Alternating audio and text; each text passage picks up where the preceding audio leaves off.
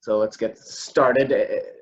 Most of you, if not everybody here, has joined one of these meetings before. So welcome back. You know the drill that we're going to go through. We have a few updates that we'd like to provide, a few viewpoints and updates on our observations, and a couple slides on statistics that we've seen.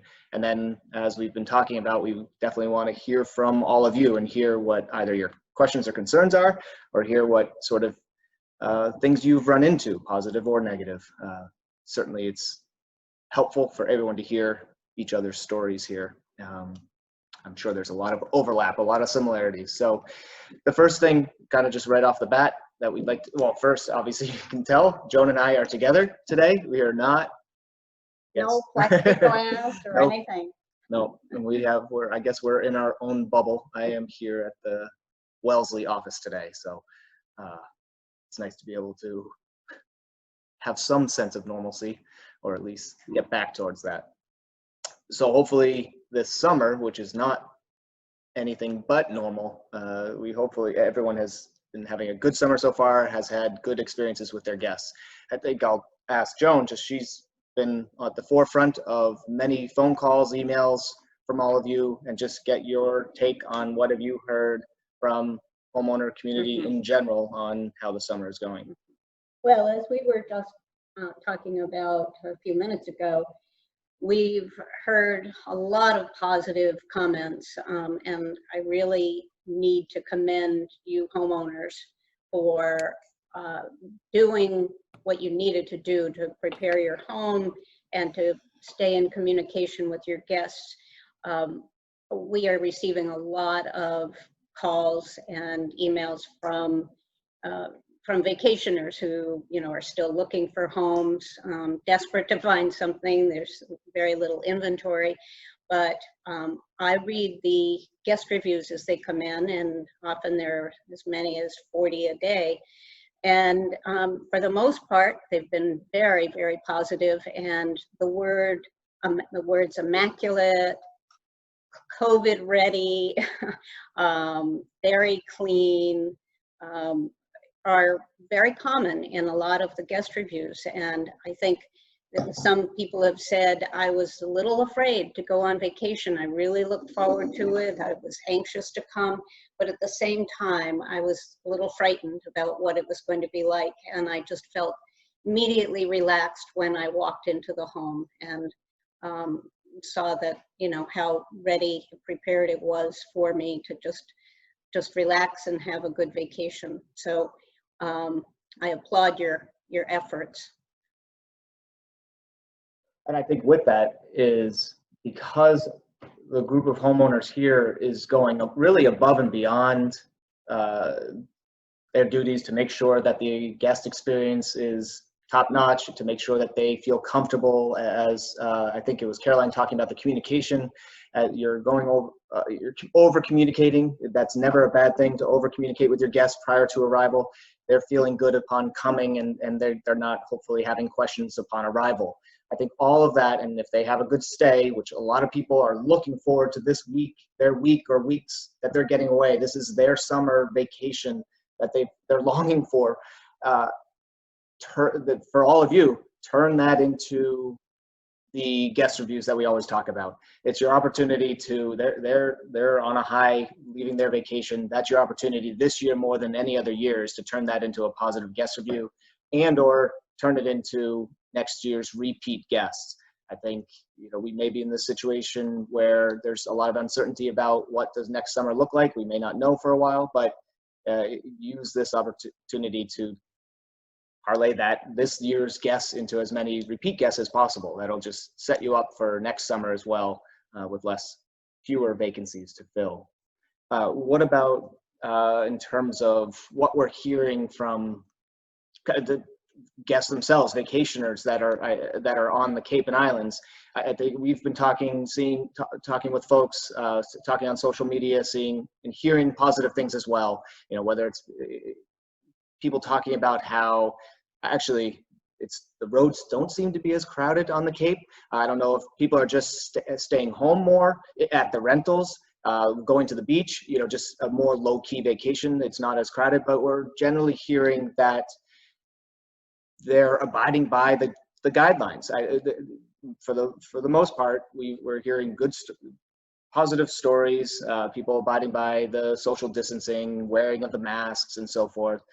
We're trying to guide all homeowners to set expectations with their guests, ensure that they know that if you want to get takeout, make sure you know that they're in high demand. We heard stories about how people are calling up for a pizza for takeout and it might be an hour and a half. So, there's certain things that, that's if that's the worst that happens on vacation, fine, but it's really setting expectations and ensuring that vacationers know what to expect.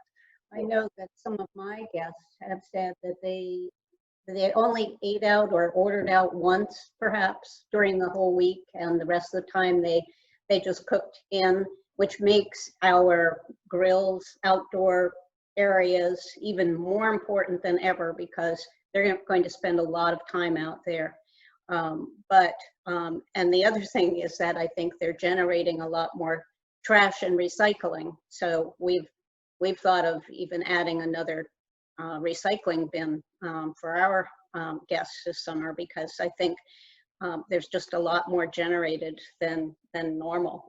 But I think that people have been cooped up inside their homes for so long, and this is a break for them, and that they've looked forward to for so long.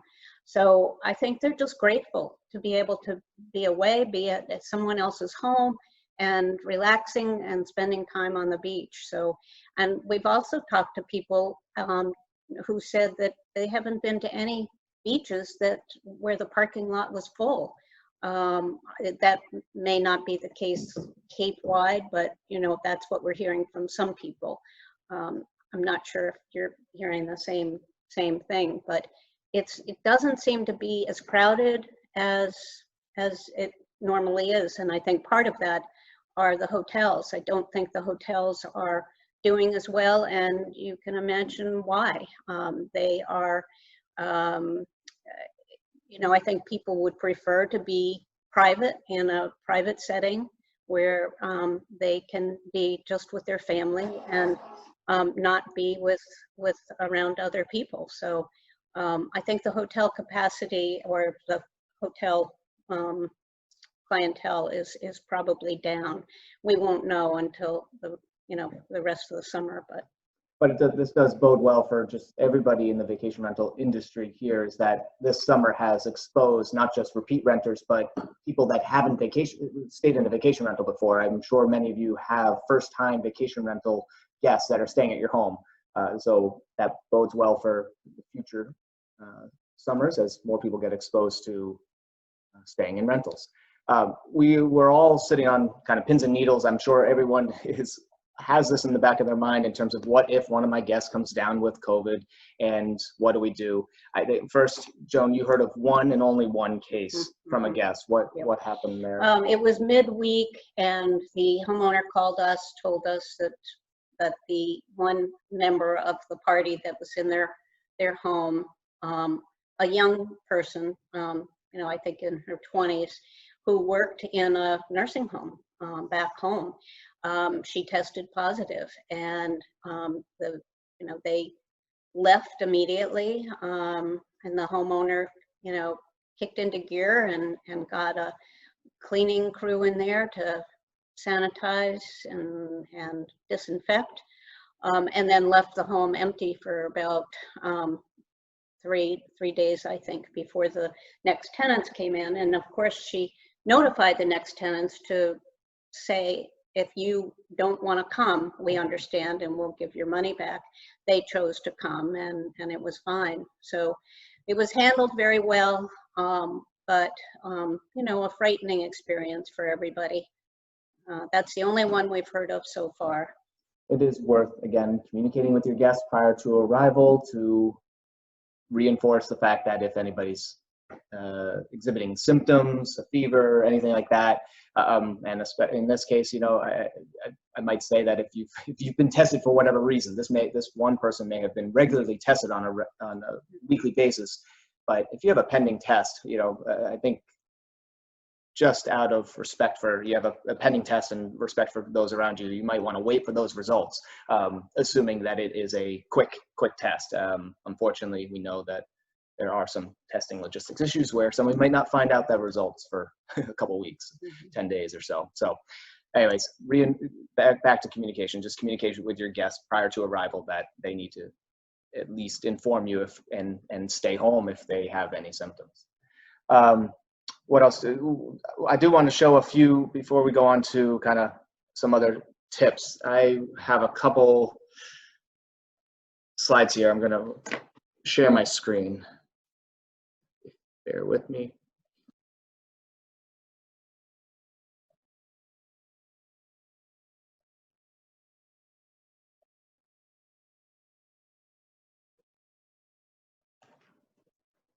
If I can run this.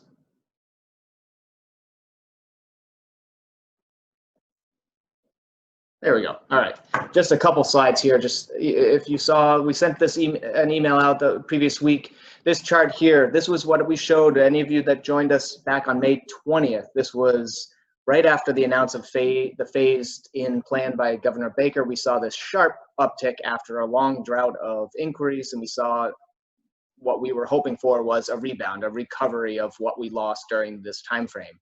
And sure enough, that was just the beginning. And what you can see on the second chart here is how once we hit that May 18th mark, there was no looking back in terms of the activity that we've seen on the site. These are numbers that stayed above that level, have continued to stay above that level. June ended up being our biggest month ever, bigger than any months, bigger than any January month, which typically is the biggest. This really kind of set a record that I doubt will be beat in future years. But again, the activity is strong here. It's continuing through July as we speak, and I'll get to that. In terms of availability, you'll see here in this chart that is updated, we've also hit record lows on availability. The weeks during July into August are all below 5%. They're sitting around 3% at the lowest here, maybe 5%. It's not until you get to the end of August that you get above 10% availability. That August 22nd week is going. Each week I see that go down by another couple percentage. And so I would expect that to get below 10% by the end of the year, if not 5%. And then we always have this August 29th week, which is, we always highlight it. We highlight it because it is the end of the summer. School is going to start. We know that many schools are up in the air in terms of what's going to happen. And I think that's the case here. Typically this week, just like the Labor Day week, is a last minute type booking that will occur. So I think once the announcements on what Massachusetts schools do, I think you may see some increased activity on this week. If not, I think again, it'll just gradually move towards, folks will be looking towards these end of summer, early September weeks once we move into August. I think I'll ask Joan about that in a second. The last thing is, as we look at where are our vacationers coming from? A lot of people have been asking and concerned, and I'll talk about the quarantine in a second, is where are our vacationers coming from? And this chart here took a snapshot last night as I looked at the activity live on the site, and sure enough, here's where people are coming from. Last night, all the activity was in the Northeast. These are the people that were on our website as of, this was around 9 p.m. last night. And then over the course of the past week, you can see the numbers here. Half the people are coming from Massachusetts to our site. And there's only 1% from these other states, or less than 1% from the states not listed. So if there are new bookings that occur, or if there's a cancellation, I think you know that you're likely to get another booking from somebody locally. I mean, that's where our traffic is coming from. So with that, I think that's all I had to show. What I want to, how do I end share? Stop share. All right. So with that, Joan, any sort of tips for, as I focused on kind of the availability for August, any other tips for those? I mean, I bet a lot of people here have end of August available still. So what tips do you have for these? Well, get an owner special on. First first of all, it's free. It, just offer something for especially that last week of August. I think things might, activity for that week might increase some once we find out about schools, or not. I mean, if schools are going back in session, especially in the Northeast, it may well be that could be a week with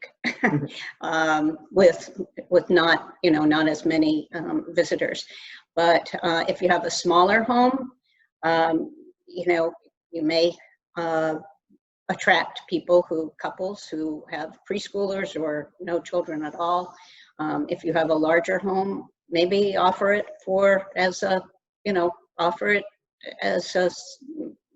to smaller parties, but at a discount. Just utilize, I mean, if you get inquiries now, you might, reduce your minimum stay to maybe 5 nights or 4 nights, assuming that you're not going to fill all of September. We think that the fall might be fairly active because a lot of people didn't come in June and perhaps missed out. I talked to somebody yesterday who was looking desperately for a home in August, and he said, well, maybe I'll just try to come in September then. So for those who can come in the fall, we all know what a wonderful time of year it is. So it might surprise us and be, more active than we thought. We're covering a lot here. I think you mentioned kind of the high demand. And so as this big flurry started to occur at the end of May and into June, we've heard from a lot of vacationers, and since we're at record lows on availability, you're seeing a lot of vacationers that are looking, and they have missed out on the home that they ideally wanted. They are having to settle for a week or settle for a particular type of home. And I think that's going to urge some of that group of people to book earlier. And we've seen the trend continue where people start booking in the summer for next summer, whether they're down on the Cape or on the islands looking physically at homes, or they end their vacation, they get home and they realize we want to find a new home for next year and make sure we get the right home. And so we've seen increased activity starting in the summer. I was looking at the numbers today. There's not enough to report on now, but what I've seen is that once you get into August, the activity that's happening now really doubles for next summer in August. And those inquiries are on properties for the most part that have their pricing and availability open. So if you're able to make that decision, I know there are a lot of factors that go into putting in your pricing for next summer, but you will begin to get some eyeballs on your property for next summer if you can swing adding that to your calendar at this point. We've received in the office a number of emails even this week from vacationers who are saying, I'm looking for something for next summer, and I'm not coming up with much in the search. And it's because not enough people have filled out their calendars. So they are looking, and they just really, if they missed out, they really want to start booking for next summer. And I know for a lot of you, you like to save some weeks for your repeat guests. And I mean, so you can block those off if you're really sure that they are not coming, or just open it up anyway. And, if you get an inquiry, you could certainly check with that repeat guest to see if they're coming. But I wouldn't let that stop you from opening up your calendar, because we have no assurance that next summer will be as unbelievably, busy as this summer. This was extraordinary. So let's also circle back to the quarantine. The quarantine we've discussed over the weeks, because the quarantine rule and guidance has changed over the last every time we've met, it seems to have changed. We now have something pending. Joan, do you want to explain the pending vote? Yeah, the Massachusetts legislature's session ends July 31st, so it's coming right up. Before that date, we've been told that there's going to be a vote on whether to put into law the requirement for any of the out-of-staters who are not exempt currently, and those states that are exempt right now are all of New England, New Jersey, and New York. Is that right? Yeah. So any beyond that, they may make it mandatory that they quarantine, and they may issue fines. It's going to be very hard. If they do that, it'll be very hard to monitor and manage. But, you know, there may be people who, you know, neighbors who see a license plate from Virginia or Maryland and, you know, tattle.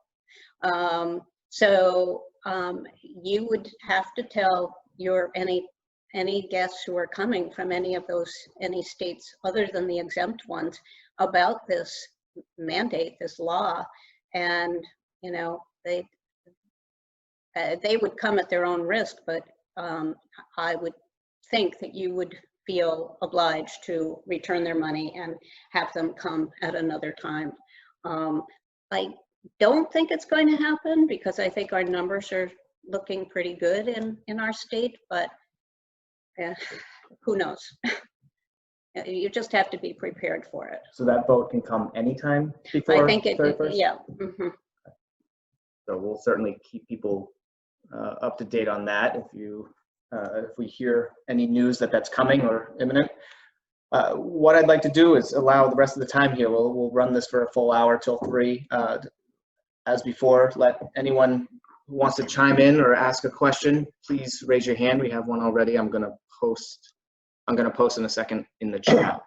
Cynthia, you're first, so let me grab you. Unmute. Hi, Cynthia. Okay. Hey, everybody. I have to tell you, beginning of June, that's when everything started to really fly with me. I had 4 people that they rented, which is great.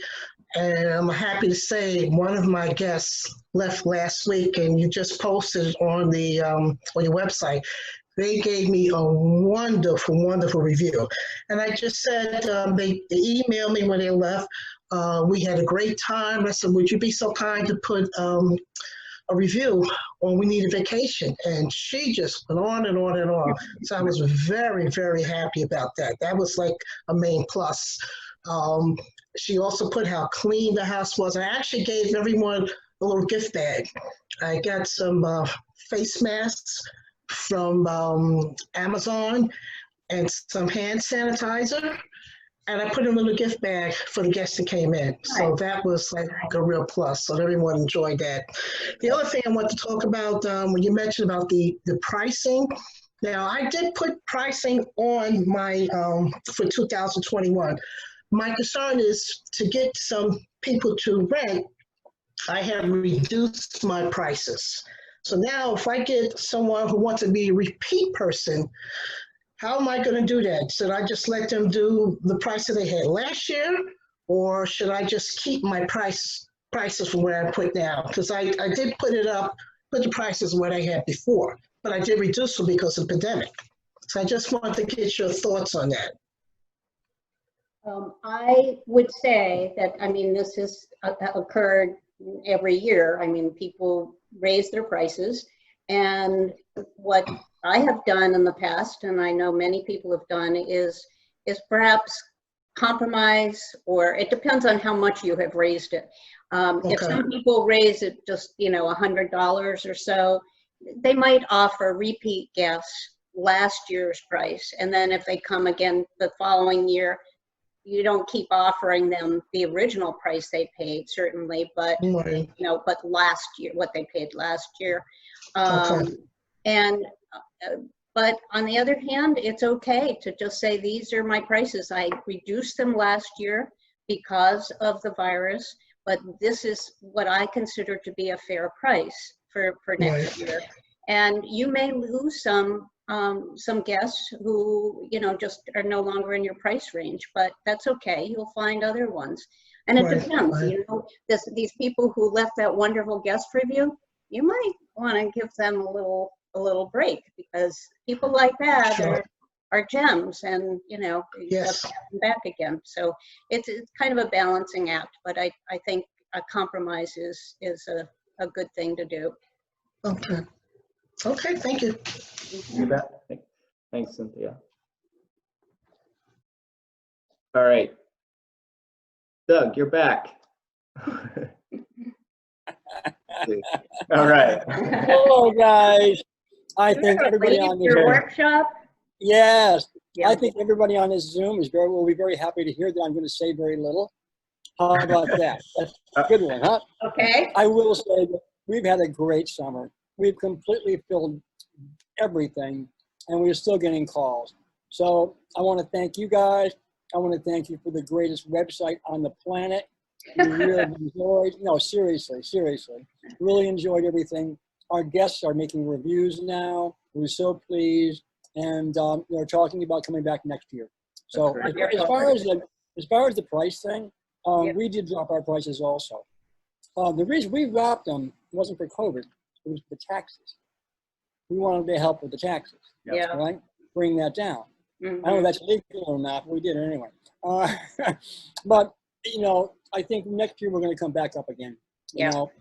Our personal situation, and I'm sure it's the same with everybody, people really love our houses. Your houses, my houses as well. So I think they're well worth it. And we've gone through extra trouble. My housekeeper is much more expensive than my last one. She's doing it. They make comments. They come in, I get a text message. This house is absolutely spotless clean. So extra money, which is a good amount, has been beneficial. So get a good cleaner. It's important. Thank you. Yeah. Thanks, Doug. And we have no reason to believe that people vacationers are going to look for something less clean, next year. That just because if the virus goes by next year and things are a lot calmer, people have really stepped up their game. Vacationers have stepped up their expectations, and homeowners have done the same and have, put in extra effort. So it's very possible that we've reached a new level here that is not going to change. I think both Doug and Cynthia mentioned getting the reviews, which is great. I think it shows that the lengths that you're going to ensure that they are having a great stay, these vacationers are realizing they want to be safe, and they've had a great time. When they leave, they want to write a review. They want to provide something back to you, the homeowner, for allowing them to vacation and to vacation safely. So I think you're going to see, sorry, Joan, you're going to get more and more guest reviews to review, because I think this is the year to really ask. Make sure you ask. Don't just assume that someone's going to leave a vacation, even if they had a great stay, even if they wrote a note that said they had a great stay. Ask them. Use the guest review request form, or send them a direct email with a link to write a review to your listing, and ask them to write a review. You're not going to get 100%, you never do, but you will more likely get more reviews this year, and that is going to make a huge difference going into next year. I love reading reviews as long as they're positive. So keep them coming. Trying to, Lorraine, do you have a question? I can unmute you. Yeah, hold on. Let me hold on 1 second, Lorraine, because you're not unmuted. I see you've limited. Unmute. Oh, you're gonna. All right, there you go, Lorraine. You're up. Sorry for my appearance. I have a rotator cuff surgery and I have a left hand surgery, so my renters are loving my place, right? Because I can't go up there. But one major question I have is: so if somebody comes down with COVID and you are not comfortable renting your house, is there a consequence? I actually called. I'm a real estate broker, so I called up in New York. It's really whatever you choose to do, okay? Because I have homes in Hunter Mountain also that I'm renting. So what have you heard in Massachusetts? Or is that just, I've had renters first my kids went, and then I've had renters stacked one after another. And or let's say somebody doesn't tell you until afterwards, what are our rights? Well, in terms of, if you know beforehand, I think you know what to do. But if you know after the fact, yes. What do you? That's why we're recommending you have a contact list that you keep personally of who's in your home. and any additional guests that they might have. Correct. People came with guests, and I was shocked because they went up there to be safe, and then they brought guests without my permission. They were great renters. They stayed 5 weeks. I didn't make a big deal, but if people do that, then I'm out of control. I don't know who's coming in, except for my cleaning service and a plumber. Okay, who went in. And if they notify you after the fact, then they owe it to you to give you the names of the people who were there. But I mean, let's say I tell the people I really feel I'm not comfortable knowing that somebody was staying in my home with COVID. And maybe it's the one little surface they touched and that person touches it. I just feel not comfortable having, I'd sooner cancel the rest of the summer because it's not worth the money. That's just my opinion, you know? So that's why I was asking you. Here in New York, we have no rules. I think a lot of people would feel the same. So I just didn't know if in any way. You'd have to cancel the rest of your guests, which would be difficult because then they couldn't find, it would be really hard for them to find another place. Right.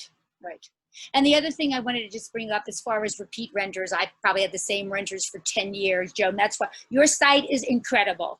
Having been in real estate, I cannot even believe the numbers of people I get from you. We've spoken on the phone because I'm old and I don't know how to manipulate the whole thing. But anyway, it's been great. And I didn't even know we should send them a notice about renting the place because practically everybody but my renters who come every August are all from you. So you're doing considering I was on Airbnb and VRBO and everything, I can't even believe how simple your site is. Open it up in New York, would you? I mean, really, it flows. It really flows. I was amazed how quickly and people responded. And by the way, people were paying very good money this year, as the other gentleman said. Yeah. And then my last question: anybody want to buy a house? I want to sell it. Not because I don't love it. I'm too far away, and there's no logic. If you hear of anybody looking for a home on the Tenants Island, it's a 4-bedroom, 3-bath, water views. Okay. The other thing I'd like to say is in regard to having guests who tell you after the fact that somebody in their party came down with the virus. I mean, we've all we've learned an awful lot about the virus, and we know that it really doesn't, it dissipates after 24 hours or so. So I really feel that I know it would make you feel very uncomfortable, but I think it would be, you'd have the whole place sanitized and disinfected and leave it be for a day or two. But I really think that it would be safe for people to come in. It's a comfort level, and I know that, it would make you uncomfortable, but I think, and you'd have to tell the very next tenants, right? As this one case that I just spoke of did, inform them. I also wrote a COVID clause, a legal clause to protect them and me, that if either person chose not to come, then they're right. Okay. All right. Thank you. Thanks, Lorraine. Whoops. Oh, Peter. Right. If anybody else wants to chime in, please raise your hand virtually on this. Hold on. I see somebody waving. If anybody, Spencer, I see you. I'm going to grab you in a second. Anybody else who'd like to get in line on raising your hand, look for the raise hand option on the Zoom menu options. Jim, I just wanted to emphasize what Joan just said, that if Lorraine is comfortable, or as Joan says, if she's really uncomfortable renting for the rest of the season because somebody was in her, first of all, the odds of that happening apparently seem to be very slim. We've had one so far. But if she feels really uncomfortable, that's her prerogative to do what she wants. But I do agree with what Joan said. I personally would feel compelled to notify the next people, but to just cancel people's vacation plans when there's so little evidence that 2 weeks later, or whatever it is, there would still be any possibility of transmission. I just think would cause those vacationers so much more heartache. And as Joan says, there's no way, there's very little opportunity for them to rebook those vacations. So it's It's a personal decision, but I agree with Joan. You should not feel compelled to cancel all the rest of your guests. Thanks, Beta. Yeah. And just one other note, just chiming in on what Lorraine said, and again, the success that Douglas and Cynthia were talking about. I think this year, and we saw this posted on the community Facebook page, people talking about kind of the differences between the We Need a Vacation site and some other sites, and kind of what we focus on the We Need a Vacation site. And you guys are seeing this, is that, and here comes the communication factor again, is that we're promoting the direct communication. We love the fact that vacationers are talking to you, the homeowners, directly. They're getting their questions answered, their concerns. This year, they have lots of concerns, but they're able to reach out to you, homeowners, directly and make sure that they establish a relationship with you, feel comfortable. And so that's the key to this direct booking with the homeowner that our site provides, and we're going to continue doing that, ensuring that the direct line of communications with homeowners stays that way. And you're building that, the bookings through We Need a Vacation are really bookings with you, the homeowner, not, as somebody had put it on the Facebook page, bookings through a platform. So I think, again, continue to work those relationships and take advantage of the communications. Spencer, you were waiting for a bit. Let me whoops.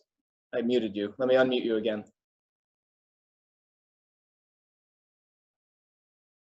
There. Spencer, are you there? Hold on, Spencer. There we go. Gotcha. Okay. Just as a question to everybody, and Joan, as an FYI to you, to the group, about a week ago, I had emailed Joan asking her what the consensus was for people who rent their homes to have a landline. And how many people would have a landline? Do you really need to spend the money? Yada, yada. Joan came back, and rightfully so, said, well, not everybody, probably this many, don't have cell phones. And God forbid there should be an emergency and they can't call 911. Or if you do have a cell phone on a Vineyard, you may not get the Vineyard 911, you may get Hyannis or wherever. And so the question I have is twofold. One is, how many people have a landline on a house that you don't live there the majority of your time? In other words, you rent it and you go occasionally to the house. And Joan, so you'll know, about 4 days ago, we got an email from Edgartown PD. The Edgartown cell went down, and there was no service in Edgartown for 24 hours. So, right for you, you got a landline, God forbid somebody would use it. I mean, what are the odds, Joan, that would come up right after you and I talked? But the question I get really for everybody is, how many people have a cell phone? And again, in a house that you don't live there majority of the time. Excuse me, a house phone, not a cell phone. Yeah. And by the way, great job. Doug hit it right on the money. You guys are great. We enjoy this group session. We should be serving alcohol and muffins and whatever. But again, you did a great job. You're doing a great job. We're getting calls, we're getting emails. We're inundated. And it's really, gee, maybe we should have bought another house. Yeah. But, and no, Lori, we're not going to buy your house. And, and I think really what it is, it's the coop up over the last 4 months. People just got to get out of their house. But the response is phenomenal. We're still getting calls, and we got what, about 4 days left? I think maybe 4 days at the end of August. Yeah. But I'm curious as to how many people have a landline that occasionally you're there. Yeah. The other thing I might mention about the phone is that it's just a reminder to all homeowners to get the cell phone of your guests, because I know we have a landline at our home, but I don't even know the number. And if I called it, I don't think they would answer the phone because they would assume it wasn't for them. So get the cell phone so that you can communicate with your guests after they, while they're in your home. Thank you. You're welcome. Spencer, to answer that question, we rather than open it up to the full audience here, a lot of people are chatting in the chats, and just I'm looking through. Most people, I haven't seen anybody say they don't have one.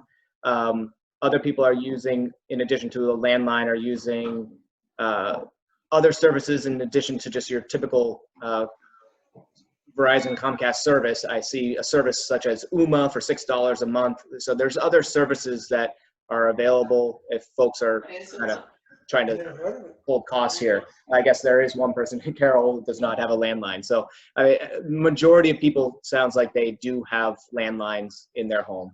Yeah. Okay, good. Yeah. Good, thank you. Sure. Lauren, you want to chime in here?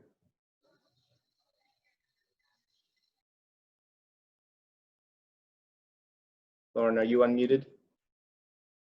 Oh, I There we unmuted on here. There you are. Can everybody hear me now? Yeah. I just wanted to say, in terms of a landline, it's really for emergency use. I think the thing you have to remember is, even though everybody comes to your house, the parents may have a cell phone. Not every child has a cell phone. And in an emergency, there are times where they don't have access to a cell phone. So when you have a family or a group, or the parents went, or someone went out for a run, or there's a problem, if you don't have a landline, depending only on the cell phone. The other thing is, you were talking about Edgartown, where the whole cell signal went down. The cell signal in general is spotty depending on where you are in different parts of the Cape or the islands. So I know different services, you know, different Verizon or Sprint or whatever, they have different cell signals. So for some of my guests, the cell signal may work really well, but for other guests, it may not work well, or depending on what it is. So remember that, because we all do end up paying for the yearly landline, but it really is a safety measure. Great, thanks, Yep, Lauren. thanks. Yep. Yeah, great. Cynthia, you have a question or chime in on that one? I'm chiming in on the having the landline. I think it's so important. I have 3 phones in my house. One in the family room downstairs, the main bedroom, and in the kitchen. And the kitchen line I do have there for emergencies, dial 911, because just like who was just talking, Lauren, it's so important if you have someone that's there with children and they're out, they know they can pick up the phone and dial 911. So I do have the phone, and I think it's a good thing to have. Because like you said, not everyone has a cell phone. Yeah. Thanks, Cynthia. And raising hands here. Doug, I got you too. Okay, we're getting heavy into the landline situation, aren't we? Yes, sir. Oh, yeah. I've got some landline experience. But as far as our Cape House, we do have a landline, and our security system also runs off the landline. We had an option to run it differently than that, but it got very involved, and I said, so I have a Comcast TV and a Verizon landline DSL, plus that goes in the security system. But the landline's really important. I'll give you a quick experience. I live in New Jersey, and 9/11, my wife was a hotel concierge in Manhattan. I was a contractor at the time, also working in Manhattan. But the day of 9/11, I had to stop and get some equipment into my truck before I joined my crew on the Upper East Side. By the time I got to the tunnel, my wife calls me and said, an airplane has hit the building. You can't come in. I had to go back home. I spent 2 days without a cell phone working. Cell phones, they didn't break. They was just jammed. And the only way I could speak to my wife, the only way I could find out if my friends are okay, if my crew was okay, was by using a landline. So the landlines are something we need to regenerate according to any kind of problem may come up. Thanks, Doug. That's all I have to say. All right. Thanks. Thank you, Doug. Yep. All right. Any other questions from folks? I don't see any hands raised at the moment. Feel free to do so. I don't know if I can't see you physically raising hands because there's too many squares here. But Elaine?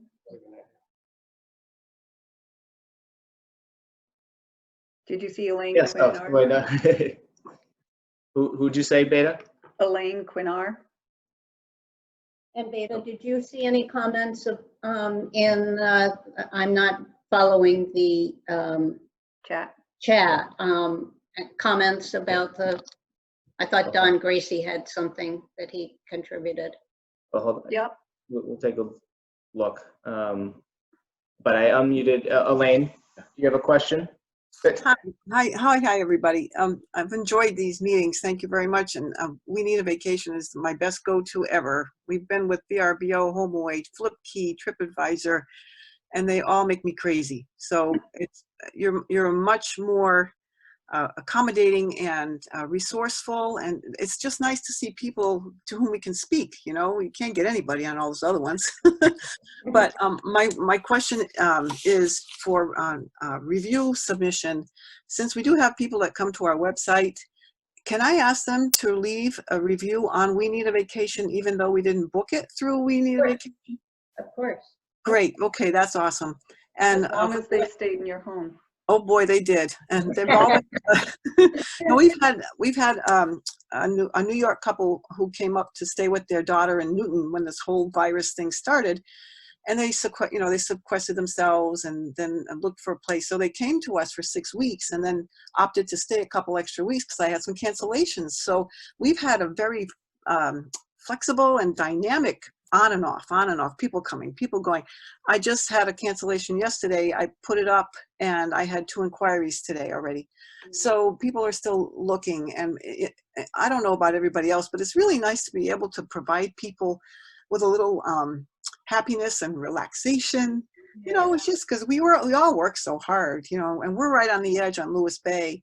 So for us to be able to walk to C Street Beach and hang out with the heron and everything else, it's just such a pleasant thing. So anyway, that's really good. We do have landlines. We've thought about getting rid of them, but I'm kind of a troglodyte when it comes to technology, and I really like to have paper and pencil and a good old-fashioned landline. It just makes me feel secure, you know, if something goes off. Because like you said, Doug, with the 9/11, things were just jammed or off, or if the lights go out, we are SOL. I mean, we got to be careful, you know. But I'm looking forward to a good fall. We already have a couple of reservations for next summer.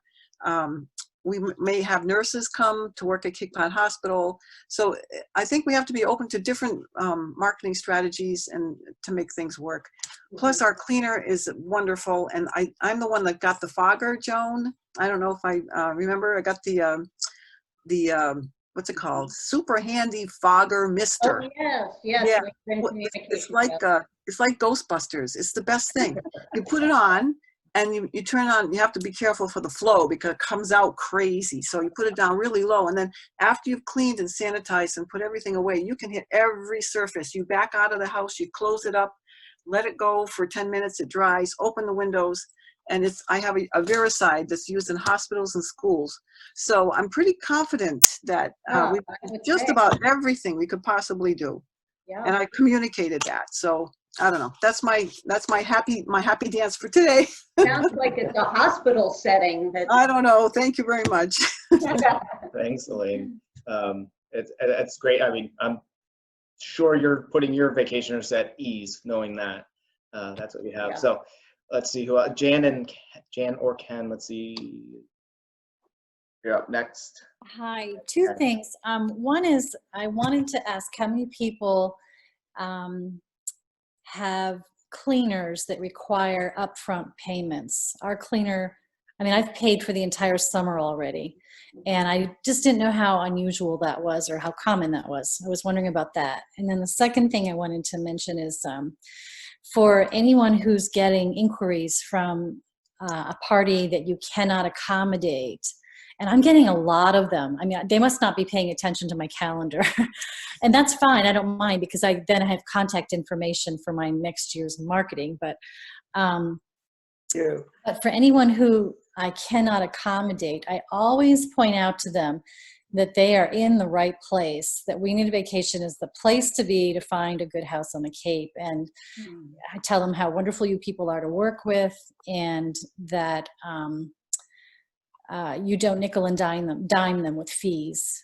And I do that because I feel like it's a win-win. You know, we should be promoting our own platform. I feel like it's our platform. And It is. yeah, so I just want to suggest to everyone that don't dismiss these people, or like you had said, Joan, in a previous Zoom meeting, that it's a missed opportunity if you just give them a short note or don't even respond to them. It's truly a missed opportunity. But also take just a sentence or two and just point out that stay on WeNeedaVacation.com. That's the place to be. Yeah. Because it helps all of us. Yeah. Yeah. Amen I to that. agree with that, Janet. It really, you need to reinforce you need to promote your listing. And I can't tell you how many times I see someone just write back, a homeowner write back and say, sorry, we're booked. And it's so curt and terse and just, you know, write back and talk about I'm sorry, but it is booked, but you know, here's a little paragraph of description, and you know, come back next year. And people save the listings too, so the next year or back in December or whatever, they may well come back and remember your listing and remember you. So do take that opportunity. And in answer to your question about prepaying for cleaners, I don't think it's all that unusual. I know that I do. You know, I think these cleaners depend on this money. They work really hard, and I think that you know, they know that they can depend on, you know, 8 weeks or 10 weeks for your home. I don't know what happens if you cancel. I know in my case, one summer I did have a cancellation, and so they owed me. I mean, I was going to use them the following year so that I had a credit for that cancellation. But I don't think it's uncommon. I don't know how other people feel. Most people in the comments here I see are paying afterwards, either afterwards or at the end of the month. Somebody here did post saying they did pay 50% upfront and then the rest at the end of the season. Well, I can totally understand that it's a real risk for the cleaner to have to get their money afterwards, because people could say, I don't want you to come tomorrow, and they've already got, you know, people lined up to clean tomorrow. So I can understand how it's a real risk on their part if you don't pay up front. So. On the other hand, if they're brand new to you as cleaners and you've never had an experience with them, it's a risk on the homeowner's part to pay up front, because what if after a week or two you're dissatisfied with them? That was the case recently with someone, and she hadn't paid up front, but you know, she canceled them after 2 weeks because she just wasn't happy. So you know, if you have a reliable one and they ask for payment up front, I think it's probably okay to pay it up front. Okay, great. Thanks, Jan. Going to get a couple more people in before we end. Patty Platten, you are waiting next. Okay. No, I just wanted to say, I think another good thing to do, we have a big notebook we give everybody, but right on the front cover, we post the physical address and also how to get there, because in our association, we've had a few ambulances that have had to ask neighbors where they're going. So, you know, you put whatever your address is, and you might say, in our case, Route 28 to Lake Drive to Boulder Lane. And that just, I think, helps them, because I know in the past year we had like 3 ambulances had trouble finding houses here. So if it's dark or whatever, it's not a bad idea.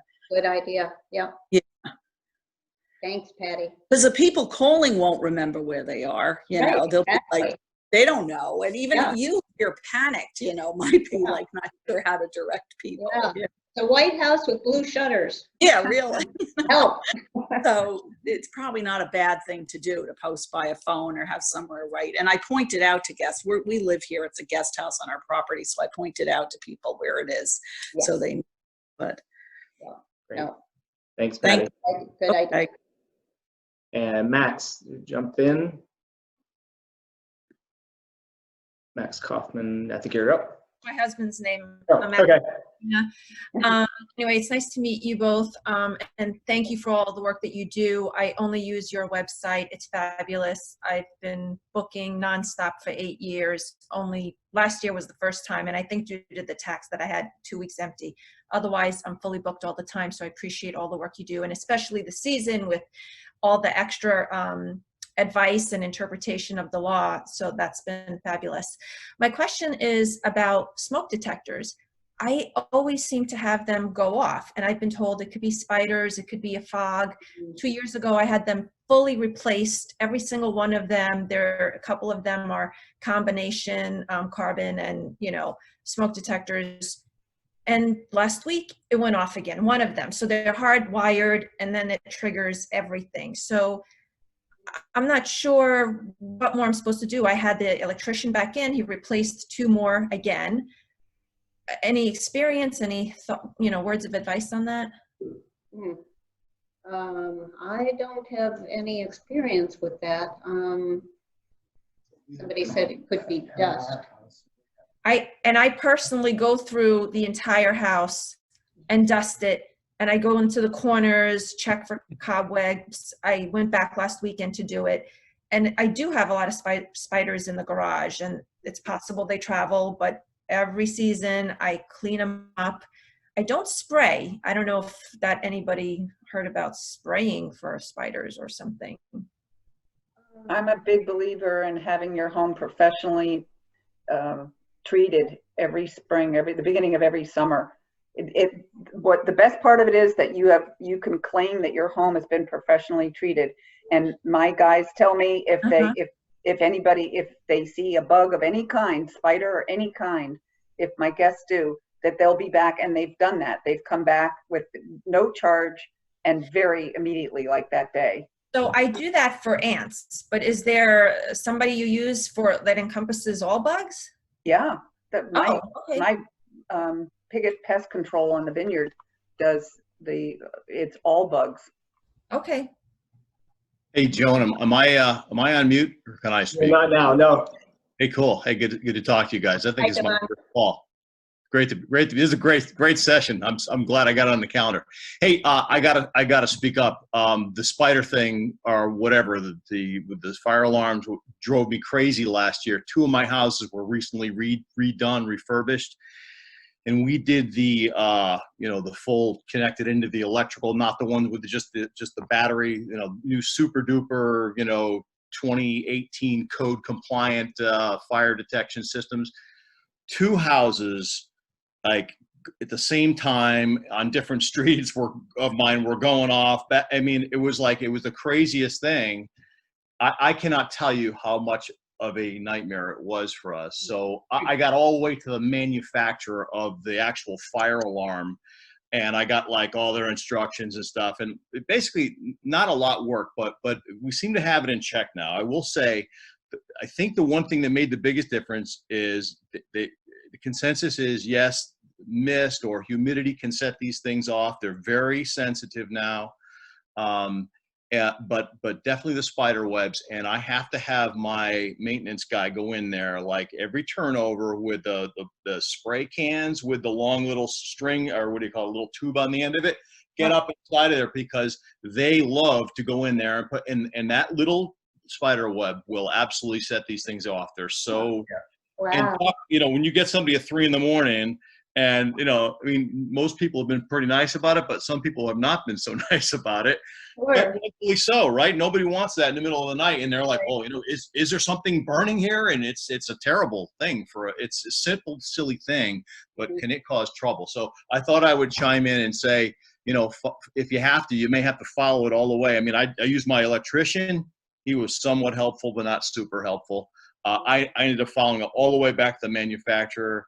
I think it was Kitty alarms or whatever else. And, I had 2 or 3 people give me different opinions. I put it all together. We came up with an action plan. And like I said, it's in check for now, but I'll let you know on the next call. Maybe it starts up again. Yeah. As long as we're on the subject, can I jump in really quick? Sure, Doug. Experience with that. I'm sorry. I don't want to change subject. So, yeah, Dan is totally correct.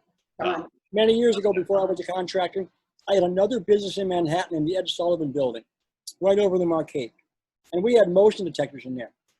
And we kept getting calls from the alarm company. They're going off, they're going off. The police would come, and finally, the police said, we're not coming anymore. And we got the guys coming to research it. What they discovered, a little cockroach in one of the motion crawled in there when it was a baby.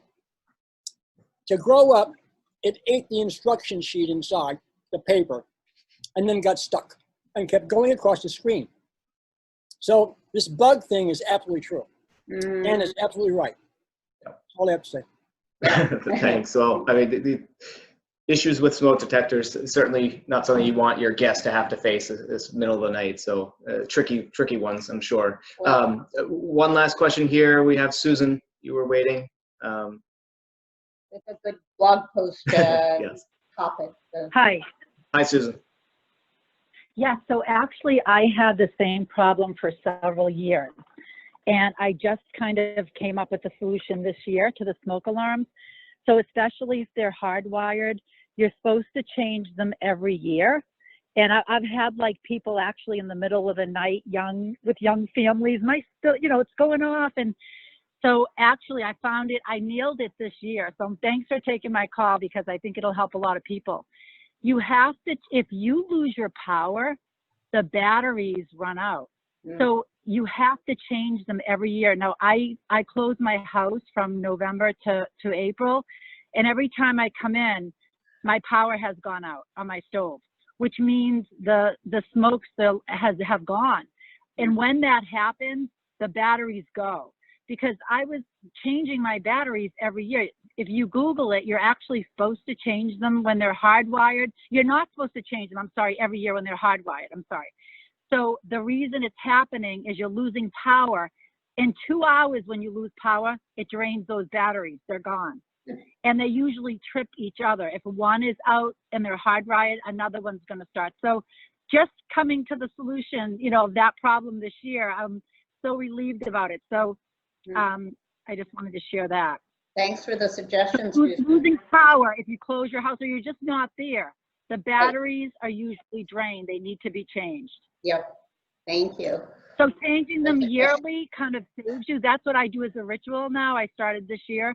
I will continue to do that because, I'm always we lose power on the Cape all the time with storms. There's usually not 6 months is not going to go by. And if you're not there, to restore your power or retest the batteries, you're not gonna the batteries are gonna drain.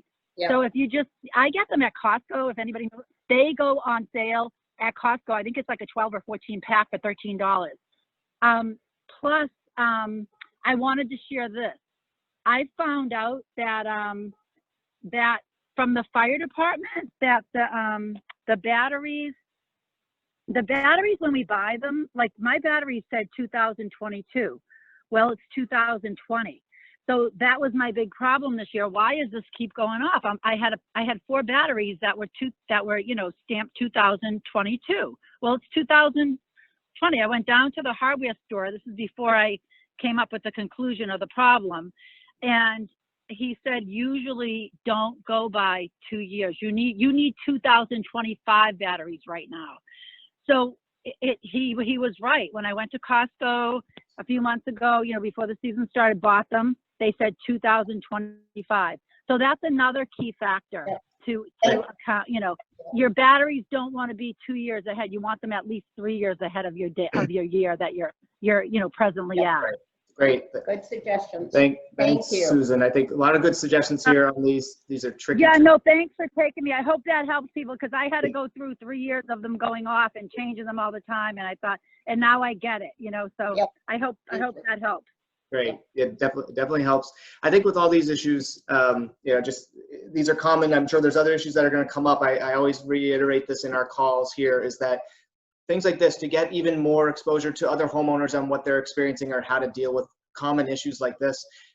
We're seeing a lot of these being posted onto the Cape Cod community Facebook page. If you're not a member of that, you just join, and I'm sure you'll get it'll drive a lot of feedback for you. We're pretty much about to wrap up here, but Cynthia, I saw you come back in. Let me just grab 2 last people here. Cynthia, you have comment on Quick question. I see everyone's talking about grill cleaning. I'm wondering how many people have their cleaners check the grill and clean it? And what is your suggestion? Because I haven't said anything to my cleaners about that. Yeah, I think most cleaners don't do that. You know, if I were there, I would make sure I cleaned it and checked it, and I do ask them to take a look, but I don't think most cleaners They're gonna do want to include that. But would you suggest that if it's not the cleaners though, would the tenants need to check it? I mean, you're not asking them to clean the grill, but Right, you know, I mean, right. I think I've seen in guest review complaints something being found Yep. on the grill, so somebody's got to check it. yeah, You know, either make your guests I or think your that's one of cleaners do. the items that we should expect our vacationers to do. After you use the grill, please, you know, use the grill brush that I left for you to make sure it's clean for the next party. Well, I do that. I have a little notebook with things what people should do. I said, please, out of courtesy of the next guest, please clean the grill. And I have a grill brush there. But I was just wondering if anyone asked their cleaners to do it. I do. I'd like to chime in and say that I've gone through, you know, being lax about it, and I learned my lesson. I haven't had any explosions or anything, but it is probably the most dangerous thing in the house. And you think about it, having, you know, propane and, you know, they can just leave the handle on and not off, and that could cause a problem. But if there's any kinds of problems, and I've had some that could have exploded based upon the condition that they were in because of the last tenant. You know, we don't ask our tenants to clean the house for the next tenant and trust that, right? I trust the grill. The grill is a big deal. So I've gotten it's on my checklist now, and I'm crazy about it now. And it's because it can be really dirty. I mean, people have these huge cookouts with ribs and stuff. It can be horrible. And so, I mean, minimally, it's got to be clean for the guests, and certainly, you know, not dangerous. So I would definitely recommend having, you know, pay an extra $5 or whatever it is to have them say, clean it on the checklist, done, all set, because nobody wants to come against a gross grill that somebody else was supposed to clean. Gotcha. Thank you. That's a good point. I'll do that. Thanks, Don. I think I may have been too complacent about this and been lucky, but it's probably a very good idea to have ask the cleaners to check it. Yeah. All right, thank you, Cynthia. Thank you, Don. I think we're pretty much wrapped up here for this week. We didn't really talk about it, but I think we're going to continue these meetings through at least. We'll do it again next week and discuss. Are we going to have these each week? But given the discussion that we're having today, I think there's a lot to discuss. So we'll be back at it next week if for anyone would like to join. Anything to add? Keep up the good work. Keep those guests happy. All right. You guys doing a hell of a job. Thank you. All right. Thank you, Don. Thank you, everybody else, for joining. We'll see you next time. Thank you. Bye. Bye.